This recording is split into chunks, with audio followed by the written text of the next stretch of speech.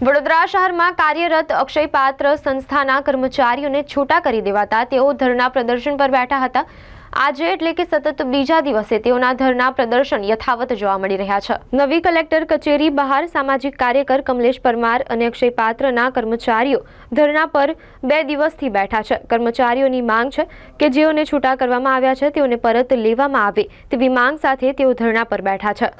વડોદરા શહેરમાં જે આવેલ અક્ષયપાત્ર ફાઉન્ડેશન સંસ્થા દ્વારા જે આ તમામ કર્મચારીઓને નોકરીમાંથી બેદખલ કર્યા છે, ત્યારે આજે અમે સતત બીજો દિવસ છે અને ધરણા કાર્યક્રમ કલેક્ટર કચેરીની બહાર કરી રહ્યા છે, પરંતુ આજ દિન સુધીમાં અમને કોઈપણ જાતનું નિરાકરણ આવ્યું નથી। સાથે અમારી વારે પણ કોઈપણ સ્થાનિક ધારાસભ્ય કે કોઈપણ અધિકારી અમારી પાસે આવ્યો નથી અને અમારી ખાસ માંગણી એક જ છે કે તમામ કર્મચારીઓને પરત નોકરી લેવામાં આવે, બસ તેવી જ અમારી ખાસ માંગણી છે। ચોક્કસથી ગુજરાત હોય કે ભારત સરકારની અંદર એક નિયમ છે કે ભાઈ જે મહિલાઓ છે રાત્રે પોલીસ સ્ટેશનમાં પણ ન રાખી શકાય, પરંતુ અમારી સાથે લગભગ 25 થી 30 મહિલાઓ પણ રાત્રિના સમયે રોકાઈ હતી। એટલે ખાસ કરીને વડોદરા શહેર સંસ્કારી નગરી છે, પરંતુ સંસ્કારી નગરીમાં સંસ્કાર ક્યાંક ને ક્યાંક ખોવાઈ ગયા છે તેમ લાગી રહ્યું છે, કારણ કે સ્થાનિક ધારાસભ્ય છે, સાંસદ છે, સાંસદની કચેરી પણ કલેક્ટર કચેરીમાં છે, છતાં પણ આજ દિન સુધીમાં નિરાકરણ નથી આવતું। એટલે ખાસ કરીને અમે હાથ જોડીને વિનંતી કરીએ છીએ કે જો નિરાકરણ નહીં આવે તો આનાથી પણ ઉગ્રમાં ઉગ્ર આંદોલન કરીશું। તેની સંપૂર્ણ જવાબદારી લાગતા વળગતા જવાબદાર વ્યક્તિશ્રીની રહેશે।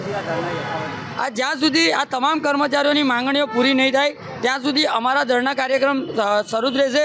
એનું મુખ્ય કારણ એક જ છે કે અક્ષયપાત્ર સંસ્થા જ્યારે નાના નાના ભૂલકાઓ માટે મધ્યાહન ભોજન પહોંચાડતી હોય અને ભૂલકાઓનું સારું વિચારતી હોય તો અક્ષયપાત્ર સંસ્થાના જે કર્મચારીઓ છે આ પોતે એક જમવાનું બનાવનાર છે, કેટલાક શાકભાજી કાપનારા છે। એટલે આ તમામ લોકોને વહેલામાં વહેલી તકે આમના પણ પોતાના પરિવારનું ગુજરાન ચલાવવા માટે એક પગાર મળી શકે તે હેતુથી આજે તમામ લોકો અહીંયા ગાડી અમારી સાથે જોડેલા છે અને ચોક્કસથી જ્યાં સુધી અમને ન્યાય નહીં મળે ત્યાં સુધી અમારું આંદોલન ચાલુ ને ચાલુ રહેશે। શું સંદેશ પહોંચાડવા માંગશો અમારા સ્પાર્ક ટુડે ન્યૂઝના માધ્યમથી હું વિનંતી કરું છું કે અક્ષયપાત્ર ફાઉન્ડેશન સંસ્થાના જે પણ જવાબદાર અધિકારીઓ હોય, જવાબદાર કર્મચારીઓ હોય, સાથે સાથે જે પણ લાગતા વળગતા અધિકારીઓ હોય, તમામને અમારી એક અપીલ છે કે આ ગરીબ અને મધ્યમ વર્ગના લોકો આજે ધંધા રોજગાર બેરોજગારી થઈ ગયા છે। એટલે ખાસ કરીને આ તમામ લોકોની રોજગારી ફરીથી શરૂ થાય અને આ લોકોને વહેલામાં વહેલી તકે નોકરી પર ફરજ લેવામાં આવે, બસ તેવી જ અમારી માંગ છે।